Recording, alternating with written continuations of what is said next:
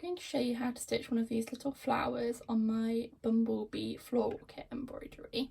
So these are worked in crewel wool in shades 971 or 985. So that just means that there's a slightly darker and a slightly paler flower, and that just gives it a little bit more depth. And they're all going to be stitched in satin stitch. So you need to make sure that you've threaded your needle and give it a little knot in the end, and you can do that following my tutorials on how to thread your needle and how to knot your thread. And then pick a petal to start on. It doesn't really matter which one you pick, any is fine. And what we're going to do is we're going to start in the middle of the petal, and that just means that it's going to be easier for us to make sure that our stitch is in the same direction.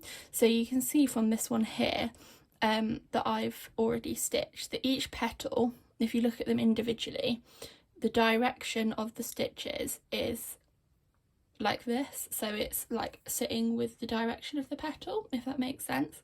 So we're going to do the same on this one, and it just means that each petal, you can tell that they're separate objects rather than all merging into one. So to make sure that each stitch we can get it to sit side by side to go in a nice straight line, we need to start in the middle of the petal, and that will just help with where we're placing our stitches. So I'm going to stitch this one to begin with. So if you come up through the fabric, right on the line, the outline line, at one side, about halfway down the petal, and pull through the fabric. And then you can use your thread to kind of work out your angle direction. So we want it to sit about like that, so that it sits nicely and straight all the way down the petal. So then we're going to go down the fabric on the other side next to the outline where we decide to go.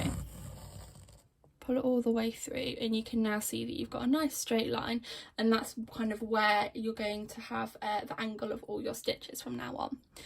So because we're doing satin stitch, that basically means that we're going up, down, up, down, up, down. So we're just kind of following the stitch and filling the whole area around and round on the front and on the back of the fabric.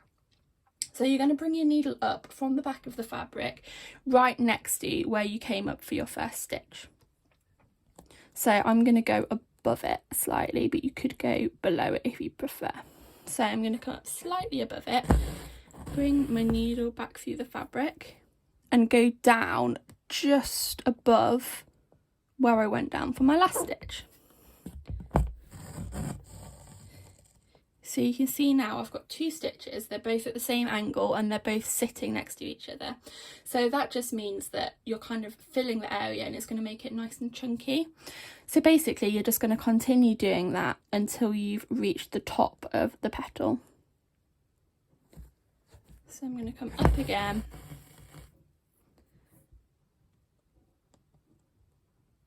and down again, just following the outline. Okay, I'm going to speed this little bit up now so you can see kind of how it fills.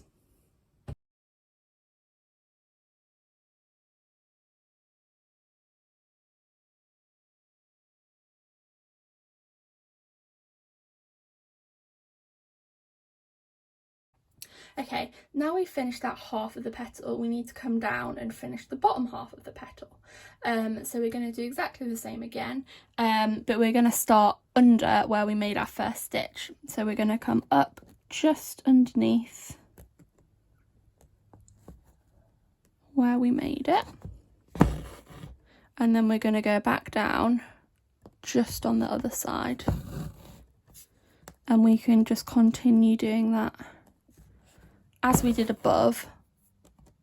We're just going to do it below this time.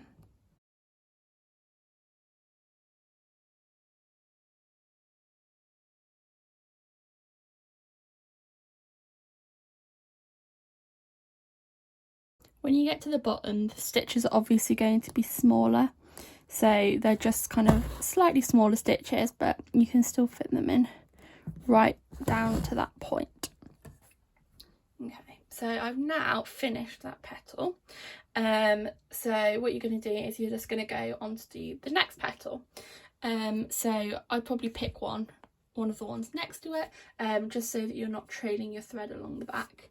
And you're going to do exactly the same again. So you can come up halfway up the petal, bring your needle through, and then you're going to lay the thread back down at the right angle, and then you can use that again as your guide for the angle of the rest of your stitches. So you basically just repeat what you've done on that first one until you filled the whole flower.